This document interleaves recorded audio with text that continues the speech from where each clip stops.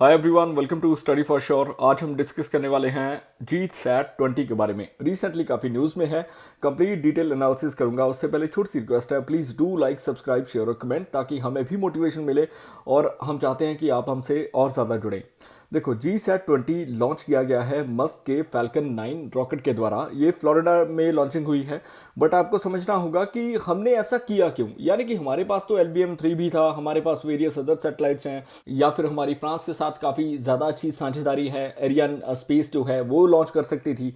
But देखो, आपको समझना होगा पहले GSAT-20 के बारे में, जिसको GSAT-N2 भी कहा जाता है। ये एक तरह का कम्युनिकेशन सैटेलाइट है और इसे डेवलप किया है एनसिल ने। एनसिल क्या है? न्यू स्पेस इंडिया लिमिटेड, एक आर्म, कमर्शियल आर्म इसरो की। जनरली इसरो की दो कमर्शियल आर्म्स हैं, जैसे अंतरिक्ष कॉरपोरेशन पहले, उसके बाद आई है एनसिल, जो कि 2019 में आई थी। और इन्होंने ही इसको डेवलप किया है। ये कम्युनिकेशन सैटेलाइट होगा, रिमोट एरियाज जो भारत में हैं वहाँ पर ये निगाह बनाए रखेगा।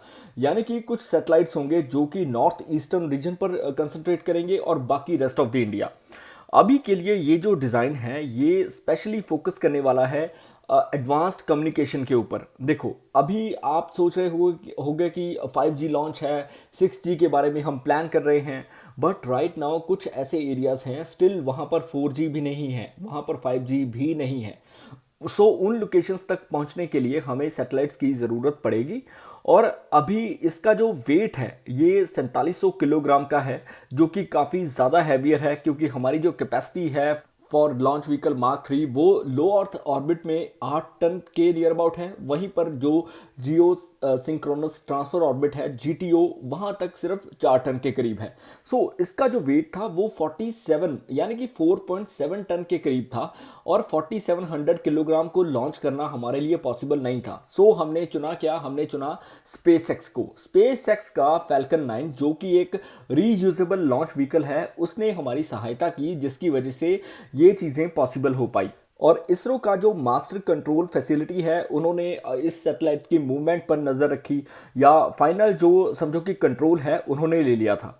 और अभी के लिए ये, जैसा कि मैंने आपको बताया कि इंटरनेट सर्विसेज को रिमोट रीजन्स में या फिर इन फ्लाइट जो इंटरनेट कनेक्टिविटी है वहाँ पॉसिबल कर पाएगा, और ये इंडियन सब कॉन्टिनेंट यानी कि हमारे देश के लिए पॉसिबल होगा। और अभी इसके फीचर्स की बात करते हैं GSAT-N2 के। देखो, ये का बैंड KA बैंड पर अपना काम करेगा, साथ ही साथ स्मार्ट सिटी मिशंस, जैसा कि हमने देखे गए हैं कि हम अपने देश में चुनिंदा सिटीज़ को एडवांस लेवल पर लेकर जाने चाहते हैं, सो वो चीज़ पॉसिबल हो पाएगी। और इसकी जो कम्युनिकेशन पेलोड है वो नियर अबाउट 48 Gbps के करीब माना जा रहा है। और इसमें मल्टीपल स्पॉट बीम्स लगी हुई हैं, जो कि डिज़ाइन की गई है लार्ज यूज़र बेस के लिए, और 14 ईयर्स तक इसकी मिशन लाइफ रहेगी। और 32 यूज़र बीम्स हैं, जिसमें 8 जो नैरो बीम्स हैं वो सिर्फ नॉर्थ ईस्ट रीजन पर फोकस करेंगी, वहीं पर जो 24 वाइट स्पॉट बीम्स हैं वो रेस्ट ऑफ द इंडिया पर फोकस करने वाली हैं।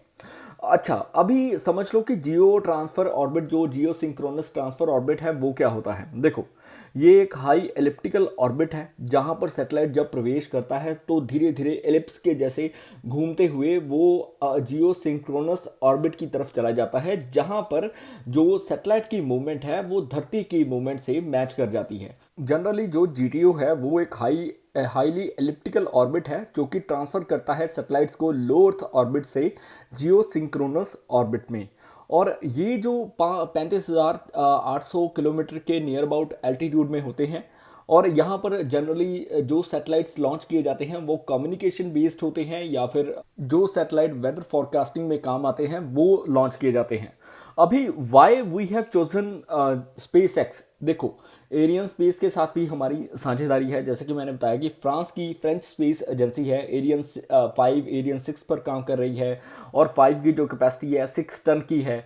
पर फिर भी हमने इसरो ने यानी कि हमारी जो न्यू स्पेस इंडिया लिमिटेड है, हमने फैल्कन 9 को ही क्यों चुना? देखो, पहला रीज़न ये है कि ये मोस्ट इकोनॉमिकल बैठता है, क्योंकि जैसा कि मैंने आपको बताया कि ये रीयूजेबल लॉन्च व्हीकल है, और इसके जो पार्ट्स हैं वो दोबारा भी यूज़ में आ जाते हैं। सो इसकी वजह से इसको काफ़ी ज़्यादा इकोनॉमिकल बनाया गया है। मे be that is the option कि हमने फैल्कन 9 को चुना। दूसरा, USA के साथ हमारे जो रिलेशंस हैं वो भी काफ़ी बदलते हुए दिख रहे हैं।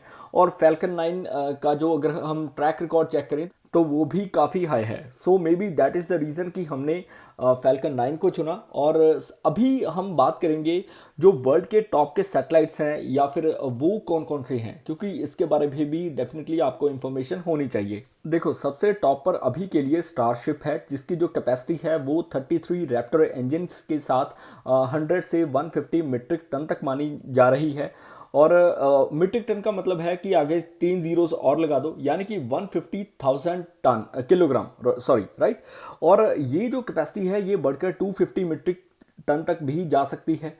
और अभी जो हिस्ट्री में अगर चेक करें तो सैटर्न वी यानी कि सैटर्न 5 जो है ये काफ़ी सक्सेसफुल या फिर अनडिस्प्यूटेड किंग ऑफ स्पेस माना जाता है, क्योंकि अमेरिकन एस्ट्रोनॉट्स को मून पर यही लेकर गया था। अपोलो मिशन के दौरान इसका रोल जो है वो काफ़ी अहम रहा है। और नेक्स्ट अगर बात करें तो अभी इसको चेंज करके, यानी कि इसका एक सक्सेसर आ चुका है जिसको स्पेस लॉन्च सिस्टम भी कहा जाता है, SLS। सो वो रिप्लेस करने वाला है। और फैल्कन 9 की अगर बात करें तो ये यूएस की जो कंपनी है जो एलन मस्क की है, स्पेसएक्स, उसके द्वारा डेवलप किया गया है, जिसकी जो समझो कि पेलोड कैपेसिटी काफ़ी बढ़िया है। और नेक्स्ट जो आने वाले समय में स्टारशिप को भी फैल्कन 9 यानी कि स्पेसएक्स ही लेकर आने वाली है। एरियन 6 जो है इसको डेवलप कर रहा है फ्रांस, और ये रियूजेबल लॉन्च व्हीकल होने वाला है। इस पर काम हो रहा है क्योंकि इसके 2 वर्जन आएंगे, एरियन 6-2, एरियन 6-4। जो 6-2 है वो स्पेशली डिनोट किया जाएगा जो गवर्नमेंट के सैटेलाइट्स हैं इनकी या फिर मिलिट्री इक्विपमेंट्स वगैरह, उसके रिलेटेड होगा। जो 6-4 है वो स्पेशली कमर्शियल सैटेलाइट्स के लिए होगा, या फिर जो प्राइवेट सैटेलाइट्स हैं उनको लॉन्च करना, या फिर वेरियस इंटरनेशनल सैटेलाइट्स को लॉन्च करना। सो फ्रांस यही चीज़ करने वाला है। बात करते हैं वल्कन सेंटोर की, जो कि यूनाइटेड लॉन्च अलायंस है, और ये समझो कि सक्सेसर है एटलस और डेल्टा 4 का। और इसने रिसेंटली एक लैंडर लॉन्च किया था जो कि पिग्रीन लूनर लैंडर था, जो कि पहला मिशन था नासा की commercial lunar payload service program का। और यूएसए के जो इंटेलिजेंस एजेंसीज के सैटेलाइट्स हैं वो इसके द्वारा लॉन्च किए जाते हैं। लॉन्ग मार्च 9, जिसको चैंगजेंग 9 भी बोल देते हैं, ये एक सुपर हैवी कैरियर रॉकेट है जो कि चाइना यूज़ करने वाला है। 150 मीट्रिक टन के करीब इसकी कैपेसिटी रहने वाली है। वहीं पर अगर बात करें जापान की, जापान भी H3 रॉकेट पर काम कर रहा है, जिसकी 3 सक्सेसफुल फ्लाइट्स हो चुकी हैं, और ये रिप्लेस करने वाला है H11A को। और देखो, इसके साथ साथ वेरियस अदर रॉकेट्स हैं, जैसे अगर मैं बात करूँ रशिया की, तो रशिया के पास प्रोटोन है, या वेरियस अदर सोयूज है, सबसे पावरफुल जो उसकी वेरिएंट है 2.1 रिसेंटली यूज़ किया था, जिसने ईरान के सैटेलाइट्स को लेकर उड़ा, राइट। सो अभी हम बात करने वाले हैं न्यू स्पेस इंडिया लिमिटेड के, क्योंकि इसका रोल बहुत ज़्यादा अहम है। बिकॉज द फैक्ट इज़ कि इसरो की 2 कमर्शियल विंग्स हैं, जिसमें अंतरिक्ष कॉरपोरेशन सबसे ओल्डेस्ट है, और अभी न्यू स्पेस इंडिया लिमिटेड इसको 2019 में बनाया गया था under the control of department of space companies act 2013। Main objective इसका है जो प्राइवेट सेक्टर की पार्टिसिपेशन है इंडियन स्पेस प्रोग्राम में वो होनी चाहिए। और बाय 2022-2023 इसने 36 सैटेलाइट लॉन्च किए हैं वन वेब के। वन वेब एक समझो कि यूके का प्रोग्राम है जो कि यूरो टेल नेट के ऊपर आधारित है। और स्पेशल इसका जो फोकस है या फिर इसका जो कंपटीटर है वो है स्टारलिंक, यानी कि ये all over the world connectivity के ऊपर काम कर रहे हैं इंटरनेट की, राइट। और अभी के लिए वन वेब में स्टेक जो है, मेजर स्टेक, वो भारतीय एंटरप्राइज का है, जो कि एक एमएनसी है भारत की। साथ ही साथ मिनिस्ट्री ऑफ डिफेंस ने एनसिल को 3,000 करोड़ का एक एग्रीमेंट किया था, जिसके तहत इनसे सैटेलाइट वगैरह जो एडवांस कम्युनिकेशन सैटेलाइट तैयार करवाए गए। GSAT-7B के बारे में आपने सुना होगा, राइट। और रिसेंटली बेलाट्रिक्स एरोस्पेस और एनसिल के बीच में एक एग्रीमेंट हुआ है कि पुष्पक और जो ऑर्बिटल ट्रांसफर व्हीकल है OTV, इसको डेवलप करना है। देखो, पुष्पक OTV जो है ये असिस्ट करेगा स्मॉल सैटेलाइट्स को, लाइकवाइज क्यूबसैट हो गया या वेरियस अदर सैटेलाइट्स हो गए। तो इसका पहला जो लॉन्च है वो आपको देखने को मिलेगा बाय 2026। वहीं पर अगर बात करें भारत के स्पेस प्रोग्राम की या फिर जो लॉन्च व्हीकल्स हैं, ये इसका इंटरेस्ट भारत में कैसे बना। देखो, 1960 की बात है, अबाउट 1963 में जब यूएसए ने फ्रांस का सैटेलाइट लॉन्च किया था केरला से, जिसको बोल देते हैं नाइके अपाचे। और उसके बाद देखो आर्यभट्ट आया 1975 में, फिर शुरुआत हो गई इंडिया इसरो की, इसरो स्पेस प्रोग्राम्स की। देन हमने डेवलप किए स्मॉल सैटेलाइट व्हीकल्स, फिर PSLV आ गए, देन GSLV आ गए, राइट। और रिसेंटली जो हमारे पास सबसे पावरफुल है वो है लॉन्च व्हीकल मार्क 3, जिसको पहले GSLV मार्क 3 भी कहा जाता है। और अभी के लिए नेक्स्ट आने वाला है HSLV, जो ह्यूमन स्पेस लॉन्च व्हीकल होने वाला है। और बाय 2030 2035 हमें गुड न्यूज़ सुनने को मिलेगी स्पेस स्टेशन के रिगार्डिंग या फिर एस्ट्रोनॉट्स की लॉन्चिंग के रिगार्डिंग। सो ये था आज का आर्टिकल। आई होप आपको पसंद आया होगा। किसी प्रकार की भूल होगी तो मैं क्षमा चाहूँगा। Please do like, subscribe, share और comment. May you have successful day ahead. Bye bye.